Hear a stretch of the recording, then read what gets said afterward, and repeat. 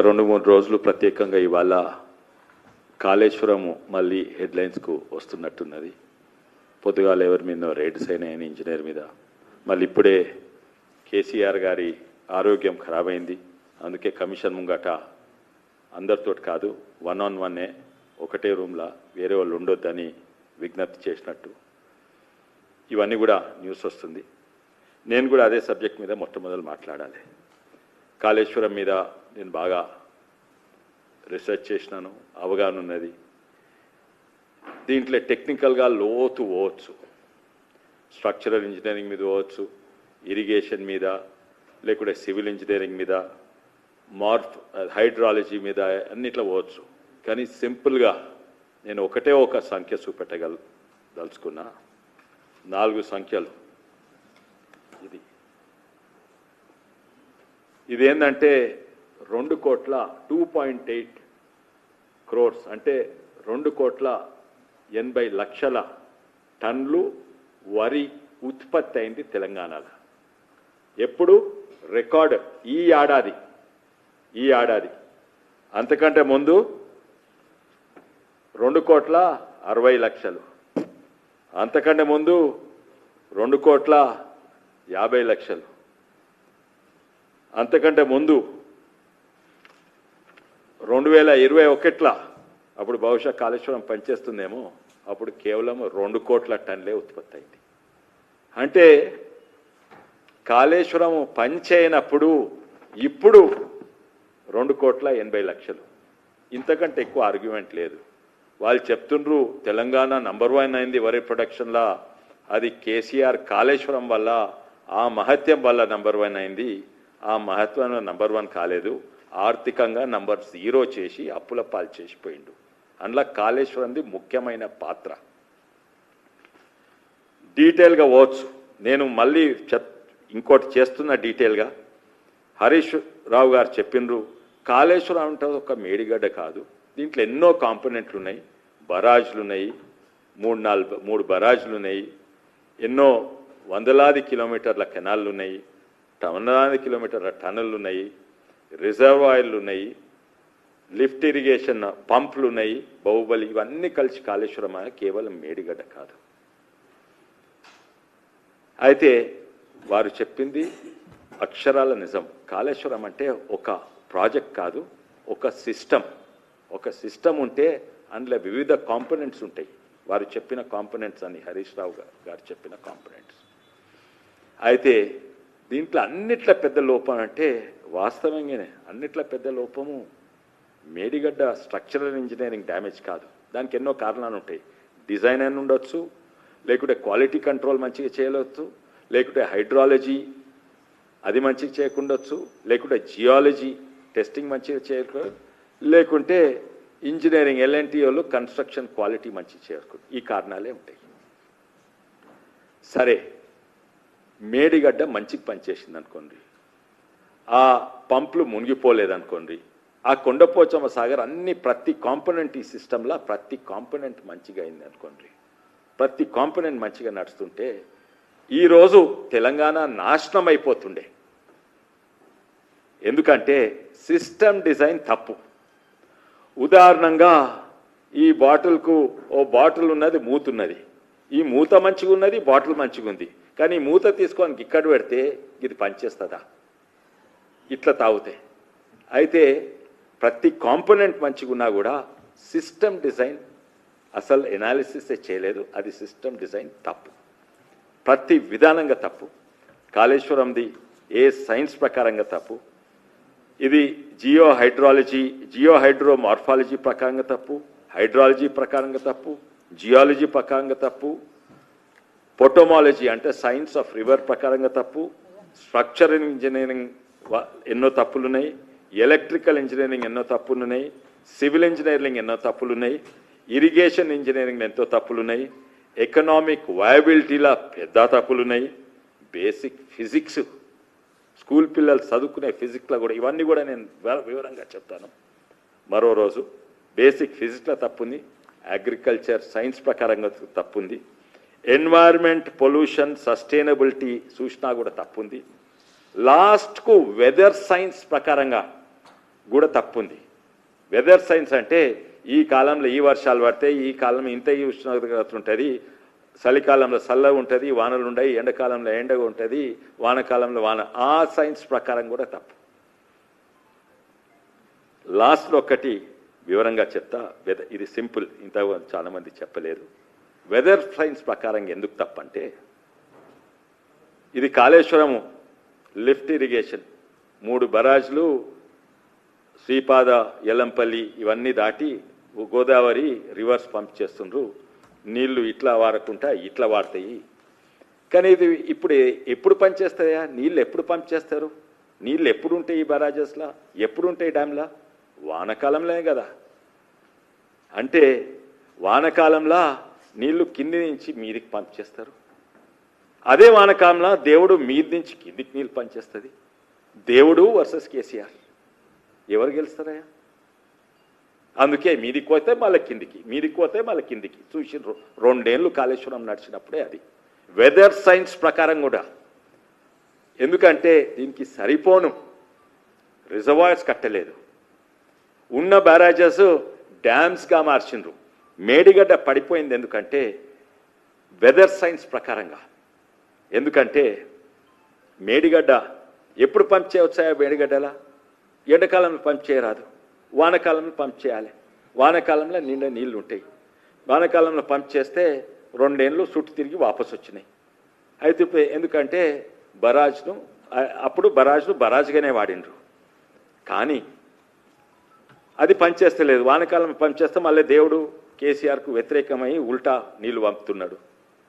అయితే ఏం చేసిందంటే వెదర్ సైన్స్ ప్రకారంగా మేడిగడ్డ మీద ప్రభావం ఏంటంటే, బరాజ్ అనేది హెడ్ తక్కువ ఉంటుంది. అంటే ఇక్కడ డ్యామ్ ఉంటే ఇక్కడ ఎంత ఎత్తు నీళ్ళో దాదాపు ఇక్కడ కూడా అంత ఎత్తే నీళ్ళు ఉంటాయి, కొంచెం తక్కువ ఉంటాయి. ఇక్కడ నీళ్ళు వాడుతుంటాయి. బరాజ్ ఓన్లీ నీళ్లు డైవర్ట్ చేస్తుంది, స్టోరేజ్ కొరకు కాదు. ఎండాకాలంలో స్టోరేజ్ చేస్తే ఏమవుతుంది? హెడ్ ఎక్కువ అవుతుంది. ఇక్కడ దిక్కు నీళ్ళు ఎక్కువ ఉంటాయి, ఇక్కడ దిక్కు నీళ్లు తక్కువ ఉంటాయి.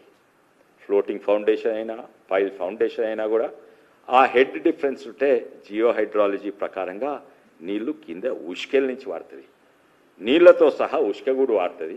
దాంతో ఫౌండేషన్ వీక్ అవుతుంది. దీంట్లో వెదర్ ప్రభావం ఉంది. ఎందుకంటే 2 ఏళ్ల తర్వాత కాళేశ్వరం అనే మేడిగడ్డ అనే బ్యారేజ్ తీర కాదు, అది డ్యామ్ తీరుగా రిజర్వాయర్ తీరుగా వాడకం మొదలుపెట్టే వరకు కిందంతా కొట్టుకుపోయింది. ఎందుకంటే జియో హైడ్రాలజీ ప్రకారము 2 దిక్కులు నీళ్లు ఉంటే నీళ్ళు ఇక్కడి నుంచి పోతాయి, కింది నుంచి ఉష్కెల నుంచి పోవు. అయితే వెదర్ సైన్స్ ప్రకారం కూడా తప్పు. ఫస్ట్ గుర్తించిండ్రు మీదికి పోవాలి, మళ్ళీ కిందికి రావాలి. మీరు చూసిండ్రు మానేరు నుంచి మళ్ళీ మానేరు నుంచి కిందికి వదిలిండ్రు. 2 ఏళ్ళు అట్లనే నడిచింది. ఇంకో ఏడాది ఇట్లా చేసే వరకు వెదర్ సైన్స్ వల్లనే కూలిపోయింది. నేను డీటెయిల్గా ప్రెజెంటేషన్ ఉంది, ఇక్కడనే 3D మోడల్స్ పెడతాను, ఇక్కడనే ప్రెజెంటేషన్స్ పెడతాను, 3D విజువలైజేషన్ పెడతాను, 3D మోడల్స్ ఇవన్నీ కూడా డీటెయిల్గా నేను చెప్తాను. కానీ ఇంకో విషయం నేను చెప్పదలుచుకున్నా ఏంటంటే, వరి పంట ఎందుకు ఎక్కువైంది? మనం ఎంత తింటాం? ఒక వ్యక్తి యావరేజ్గా అంటే ఒక లేబర్ శ్రమతో చేసే పని చేసినైనా బాగా అన్నం తింటాడు. పెద్ద మనుషులు తక్కువ తింటారు, చిన్నపిల్లలు పసిపిల్లలు తక్కువ తింటారు, మహిళలు తక్కువ తింటారు, ఇట్లా ఆఫీస్లో కూర్చొని పనిచేసేటోళ్ళు తక్కువ తింటారు. యావరేజ్గా ఒక మనిషి 72 కేజీలు తింటాడు. మన జనాభా ఎంతయ్యా? 4 కోట్లు అనుకోండి. 4 కోట్లు ఇంటూ 72 కేజీలు ఏడాది కంటే ఎంతైనాయంటే దాదాపు 29 లక్షల టన్ను బియ్యం. దాన్ని వడ్లకు కన్వర్ట్ చేస్తే దాదాపు 40 లక్షల టన్నులు వడ్లు. మనం ఎంత వండిస్తున్నామయ్యా? ఇంత వండిస్తున్నాం. అంటే 40 లక్షల అవసరం ఉన్న తెలంగాణకు 2 కోట్ల 80 లక్షలు. కేసీఆర్ ఉన్నప్పుడు కూడా దాదాపు 2 కోట్లు 2.5 కోట్లు పంచినాం. ఇది ఎవరు తెలంగాణ తింటుందిక కాదు. అంటే వేరే రాష్ట్రాలలో వరి కరువు ఉందనుకోండి, అప్పుడు పండిస్తాం, మన దేశం అభివృద్ధి కొరకు పండించింది అనుకోండి, గొప్పగా ఫీల్ కావచ్చు. కానీ మొత్తం భారతదేశంలో మనం తినేదానికంటే ఎక్కువ వరి పండిస్తున్నాం. అయితే కేంద్ర ప్రభుత్వం వాళ్ళకి అవసరం లేదు. కేంద్ర ప్రభుత్వం వరి ఎందుకు అవసరం? ఎందుకంటే దాన్ని బియ్యం తయారు చేసి 5 కేజీ బియ్యం పేదోళ్ళకి ఇస్తందుకు. సరిపోను కాదు, ఎక్కువ ఉన్నది కేంద్ర ప్రభుత్వం దగ్గర. గోడౌన్లల్లో మురుగుతున్నాయి. పౌల్ట్రీ ఫీడ్ కొరకు వాడుతున్నారు. కొంతమంది దాంతో సారనో విస్కీయో తయారు చేస్తున్నారు. దానికి కూడా అయినా కూడా అవసరం ఉన్న దానికంటే ఎక్కువ వండించేది భారతదేశము, ప్రత్యేకంగా తెలంగాణ. అయినా కూడా కేంద్ర ప్రభుత్వము తెలంగాణ రైతుల నుంచి కొంటున్నది. ఎందుకు? వాళ్ళ అవసరానికి కాదు, తెలంగాణ రైతులను ఆదుకుంటందుకు. ఎందుకంటే తెలంగాణ రైతులకు వేరే దిక్కే లేదు. ఇంకోటి ప్రత్యేకంగా చెప్పాలి, మా మీద ఆరోపణ మొత్తం మీద బీజేపీ ఉత్తరప్రదేశ్, గుజరాత్కు పంపిస్తున్నారు. లాస్ట్ 4-5 ఏళ్ళు మ్యాక్సిమం కొనేది తెలంగాణ నుంచే. తెలంగాణలో అందాజా 24,000 కోట్ల రూపాయల ఎంఎస్పి ధరకు కొంటున్నది వడ్లు. అయితే ఉత్తరప్రదేశ్ ఎంత కొనాలి? ఇదే లెక్కల.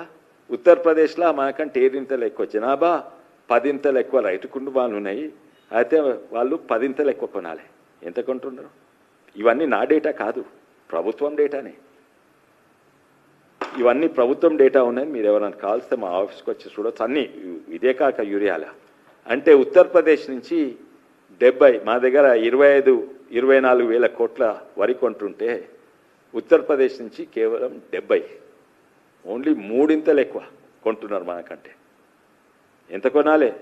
2 లక్షలు కొనాలి.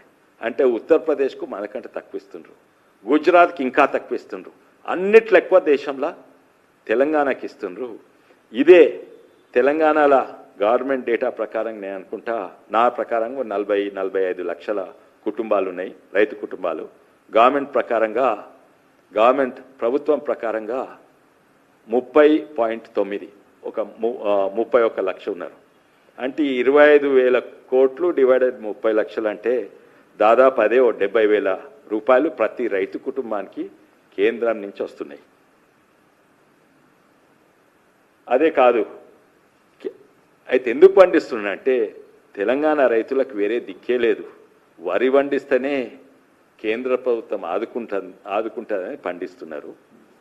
అందుకే తెలంగాణ వరి ఎక్కువ. ఇది కాళేశ్వరం వల్ల అయితే అసలే కాదు, గొప్ప చెప్పుకున్నారు. మా వల్లనే వరి పండిస్తున్నది. కాళేశ్వరం కూలిపోయినాక ఇంకెక్కువ వండుతున్నది. మేడిగడ్డ మునిగిపోయినాక ఇంకెక్కువ వండుతున్నది. అయితే ఈ ఆర్గ్యుమెంట్ అని పిచ్చి పిచ్చి ఆర్గ్యుమెంట్స్ టీఆర్ఎస్ఓ బీఆర్ఎస్ఓ ఆ కుటుంబ ఫ్యామిలీయో వాళ్ళందరూ చేసేది. ఈ నడుమ సోషల్ మీడియాలో ఎంత గొప్పనో అంటున్నారు. ఇంకోటేమో ఇంత గొప్ప పని చేస్తున్నారు కదా, ఇంత గొప్ప పని చేస్తున్నారు. ఏం చెప్పిండ్రు? మా వల్లనే కాంగ్రెస్ మన కాళేశ్వరం వచ్చింది, రాత్రింబగలు పనిచేసినాము, నిద్ర లేకుండా పనిచేసినాము, మేమే తీసుకొచ్చినామని చెప్తున్నారు కదా. ఇప్పుడు కమిషన్ ముంగట మా పాత్ర ఏం లేదు అంటున్నారు. ఇది మా వల్ల కాదు. మళ్ళీ తప్పులు ఎవరు సరిగినాయి? డిజైన్ ఎవరు చేసిండ్రు? అది ఎవరో ఇంజనీర్స్. ఇదే అంటే అది స్వయం ప్రత్యక్షమైందా? స్వయం లింగం తిరిగా కాళేశ్వరం స్వయం ప్రత్యక్షమైందా? దీని మూల కారణము హోల్ అండ్ సోల్ కేసీఆర్ అని ప్రతి టీఆర్ఎస్ నాయకు తెలుసు. వాళ్ళు కూడా చెప్పుకున్నారు.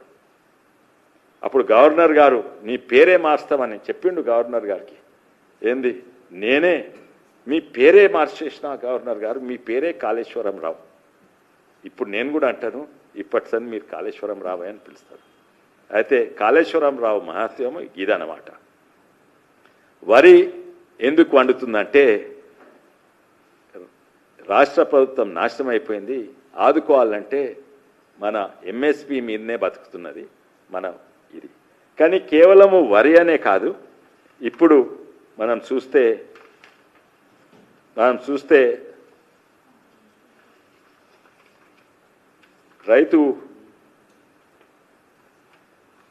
రైతులను ఆదుకు ఈరోజు తెలంగాణ రైతు బతుకుతుండంటే అది కేవలము కేంద్ర ప్రభుత్వం వల్లనే. ఇవన్నీ అయ్యేటివి కేంద్ర ప్రభుత్వం వల్లనే అవుతున్నాయి. అండ్ వేరే సంఖ్యలు కూడా చూపెడతాను.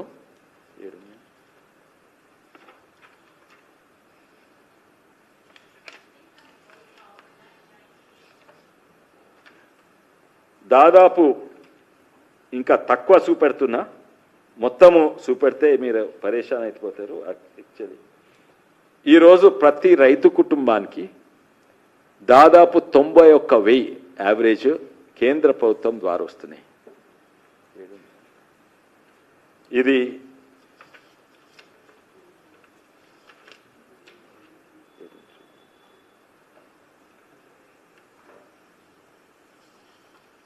ఇది 3,600 కోట్లు ఫర్టిలైజర్ సబ్సిడీ వస్తుంది. అంటే యూరియా బస్తా 2,300 2,400 ఉంటే కేవలము 300-400 లెక్క కొంటున్నాయి. అంటే 85-90% సబ్సిడీ అక్కడి నుంచి వస్తున్నాయి. అది కూడా ఎక్కడ ఎక్కువ వస్తున్నాయి? మన తెలంగాణకి, యూపీకి కంపేర్ చేసినా, గుజరాత్ కంపేర్ చేసినా. అంటే కుటుంబానికి 11,000 వస్తున్నాయి ఏడాదికి. అది ఇది కలిసే 86,000. తర్వాత 6,000 రూపాయలు అది ఇస్తున్నారు ప్రతి రైతు కుటుంబానికి. ఇవన్నీ కలిపితే మినిమం 91,000 వస్తుంది కేంద్ర ప్రభుత్వం.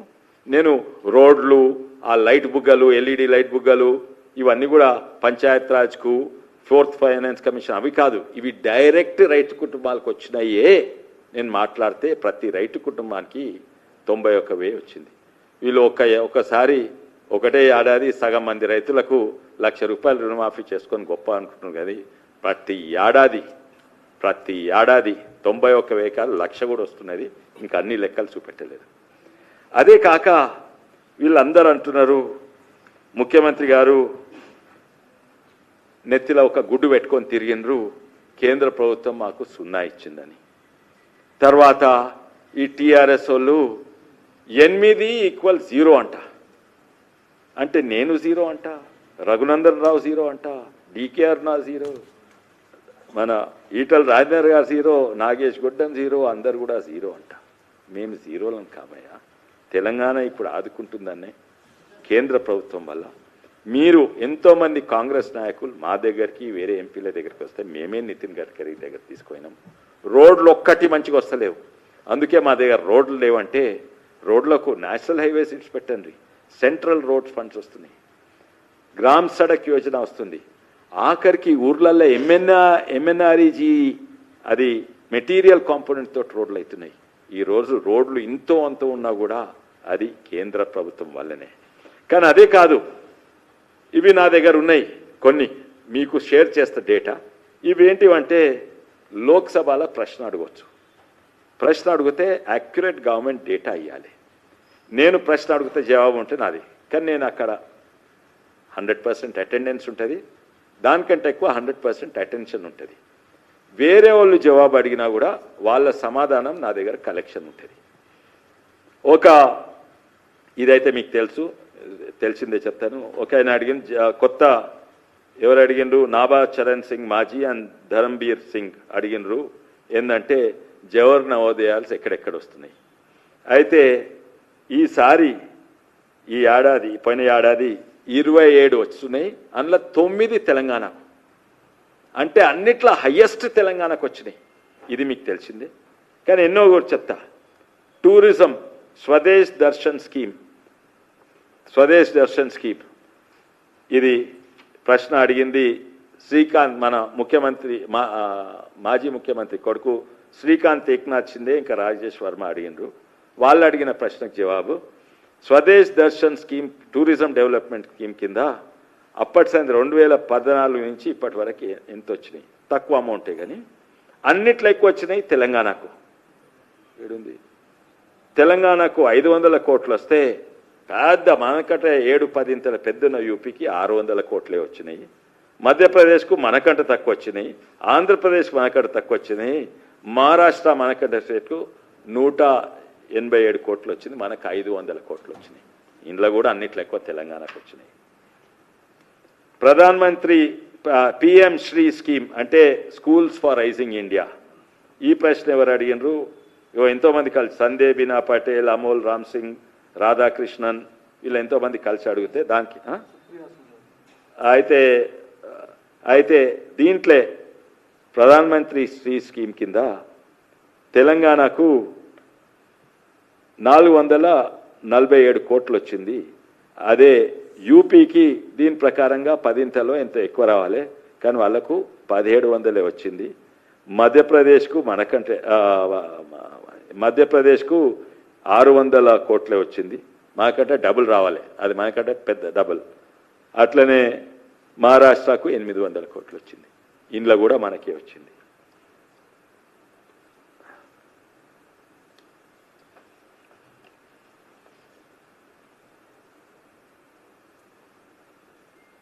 కుసుమ్ స్కీమ్ కింద మొన్ననే నేను ఆ కేంద్ర ప్రభుత్వం పథకాలన్నీ ఇక్కడికి వచ్చే వరకు పేరు మారుతుంది, రూపం మారుతుంది.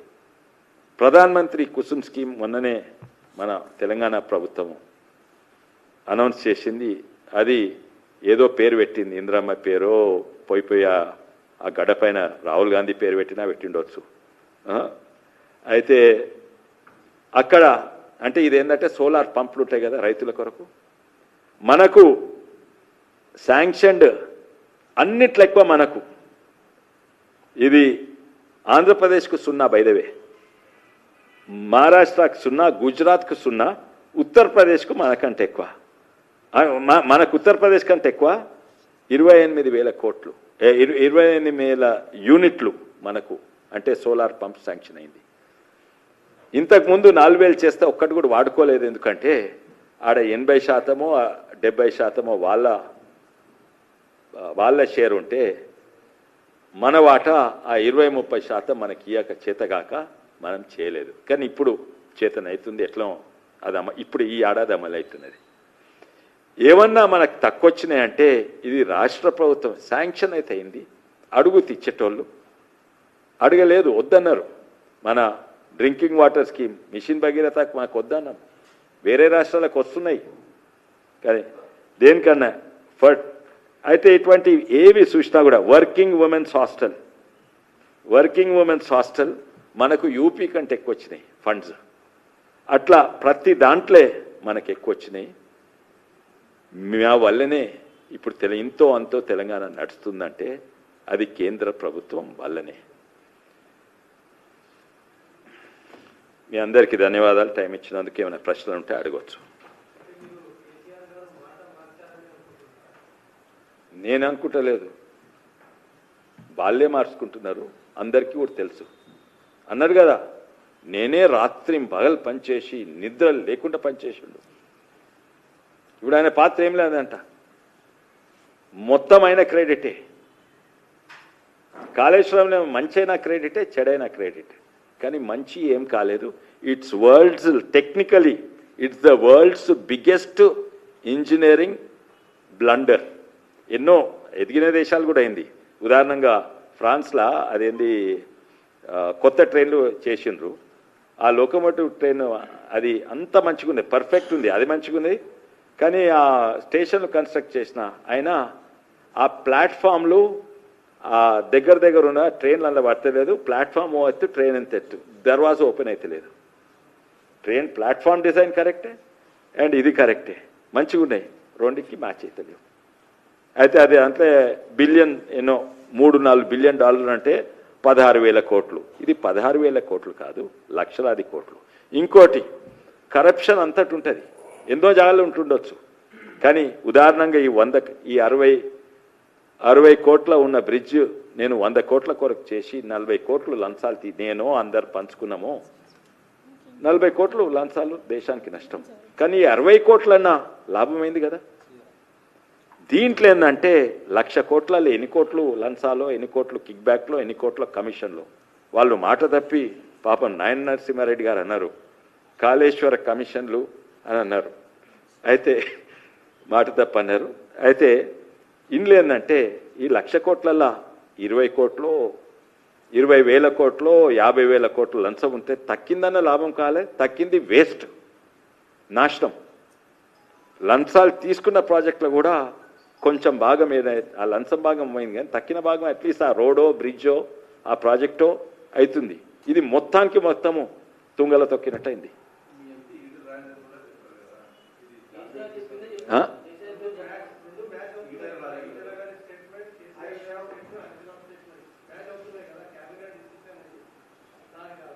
$200% అయ్యా. ఈటల రాజేందర్ గారు చెప్పింది 200% క్యాబినెట్ డెసిషన్. మీరు వాస్తవంగా చెప్పండి. Cabinet is KCR, KCR is cabinet, TRS is KCR, KCR is TRS. కరెక్టా కాదా చెప్పండి. ఇంకోటి ఒక ఈటల రాజేందర్ అదేనాది క్యాబినెట్ డెసిషన్. క్యాబినెట్ అంటే ఏంది? అవును, తప్ప కరెక్ట్. ఇప్పుడు ఈ ఫోన్ ట్యాపింగ్ కేసు అయినా కూడా కేసీఆర్ ట్యాప్ చేసిన ఫోన్ చేపించిండు కదా, కేసీఆర్ ట్యాప్ చేసి వాస్తవంగా పేపర్. ఇంకోటి ఈటల రాజేందర్ గారు ఏం చెప్పాలి? నేను ప్రెస్ ముంగట ఉన్నది, నేను అనుకున్నది చెప్పొచ్చు, నాకు తెలిసింది చెప్పొచ్చు, కానీ కమిషన్ ముంగట వచ్చి వాళ్ళు అడిగింది దానికి జవాబు ఇవ్వాలి. ఈ డెసిషన్ ఎవరు తీసుకున్నారు? క్యాబినెట్ డెసిషన్ అని చెప్పిండ్రు. ఇందులో కేసీఆర్ పాత్ర ఉందా? క్యాబినెట్ను ఇన్ఫ్లుయెన్స్ చేసిన ఆ ప్రశ్న బహుశా అడగలేని దానికి జవాబు ఇయ్యరాదు.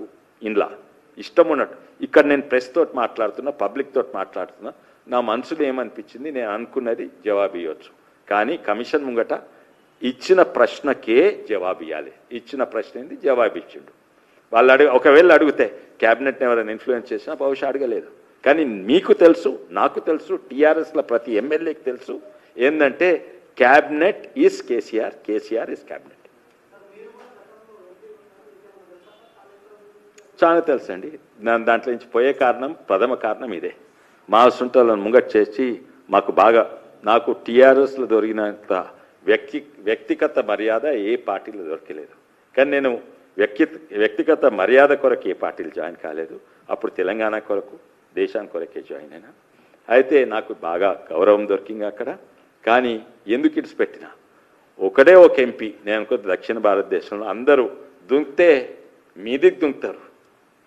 ఒకడే ఒక పిచ్చోడు అధికార పార్టీలుండి, అధికార పార్టీ నాకు అక్కడ గౌరవం దొరికినా కూడా అధికార పార్టీ నుంచి బయటికి దుంకిన. ఎందుకంటే మా ఆసుంట అది కూడా నేను రాజకీయ నాయకుని తిరిగి ఇన్సల్ట్ కాలేదు, అక్కడ ఎలక్ట్రికల్ ఇంజనీరింగ్గా ఇన్సల్ట్ అయినా. ఎట్లా ఒప్పుకుంటా నేను ఇదే? ఎవడన్నా కింద నుంచి ఫిజిక్స్ తెలిసినోడు ఇన్సల్ట్ అవుతాడు, ఓ ఎడ్యుకేటెడ్ ఫెలో ఇన్సల్ట్ అవుతాడు. నేను ఎడ్యుకేటెడ్ కాదు, ఇంజనీరింగ్ చేసిన, ఎట్లుండగలుగుతా?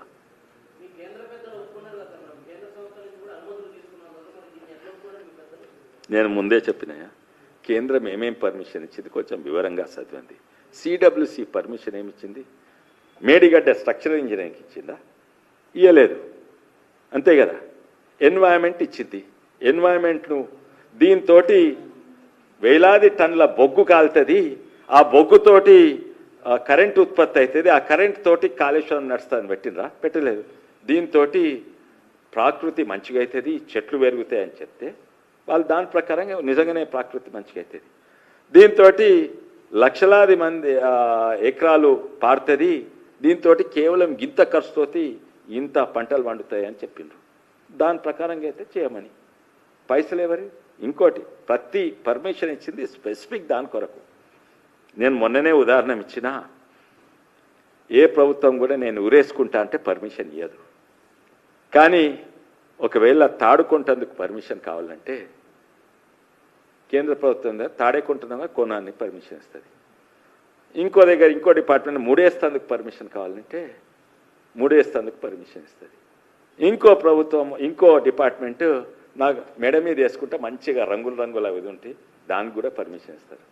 కానీ ఈ తాడుకు ముడి కట్టి మెడకేసుకొని ఊరేసుకొని సస్తా అంటే పర్మిషన్ ఇవ్వలేదు కేంద్ర ప్రభుత్వం.